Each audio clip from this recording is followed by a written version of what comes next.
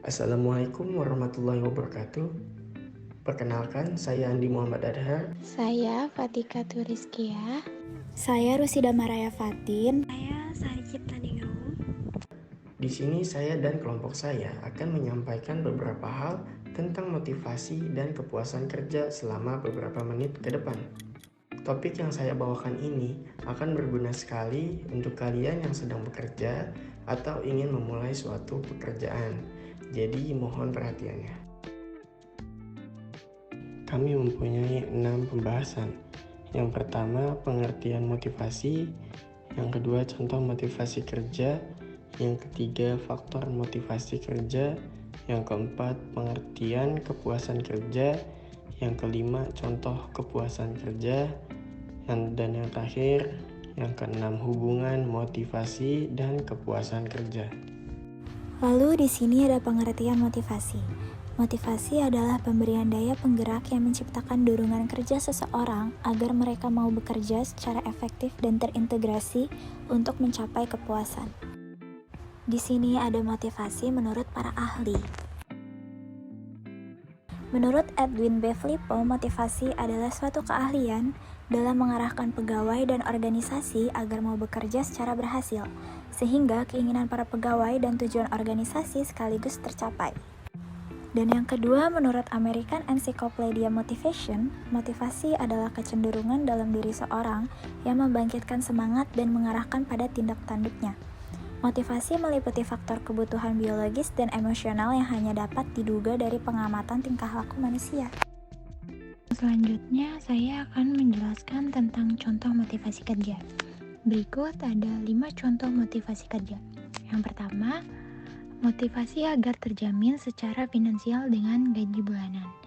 Yang kedua, ingin memiliki jabatan yang didambakan dalam karir. Yang ketiga, motivasi memberikan buah karya terbaik. Yang keempat, belajar dan mencari pengalaman. Dan yang terakhir, menjadikan pekerjaan sebagai hobi. Selanjutnya, saya akan menjelaskan tentang pengertian kepuasan kerja. Kepuasan kerja merupakan hasil kesimpulan seorang pegawai tentang perbandingan antara hasil kerja yang diharapkan dengan hasil yang diperoleh. Perbandingan antara apa yang pekerja berikan untuk perusahaan dengan imbalan yang diterima, atau perbandingannya antara imbalan yang diperkirakan diterima dengan yang benar diterima. Contoh kepuasan kerja, yaitu yang pertama, tugas atau pekerjaan yang dilakukannya. Yang kedua, ada gaji. Yang ketiga, peluang untuk mendapatkan promosi dalam jenjang karir. Yang keempat, ada supervise. Yang kelima, ada rekan kerja. Yang keenam, lingkungan kerja yang bersih dan menyenangkan. Selanjutnya yaitu hubungan motivasi dengan kepuasan kerja. Hubungan 1. Pegawai bermotivasi tinggi sangat baik bagi perusahaan dan baik pula bagi pegawai. Keadaan yang di kuadran pertama adalah keadaan yang paling ideal. Hubungan kedua, pekerja yang bermotivasi tinggi berdampak baik terhadap perusahaan tapi negatif bagi pekerja karena mereka menerima reward yang lebih rendah dari yang diharapkan. Keadaan ini dapat menyebabkan pegawai mengundurkan diri. Hubungan 3, kinerja pegawai rendah dirasakan baik untuk pegawai akan tetapi negatif bagi perusahaan. Karena perusahaan merasa memenuhi kebutuhan pegawai, tetapi si pegawai tidak memberikan kontribusi yang positif bagi organisasi.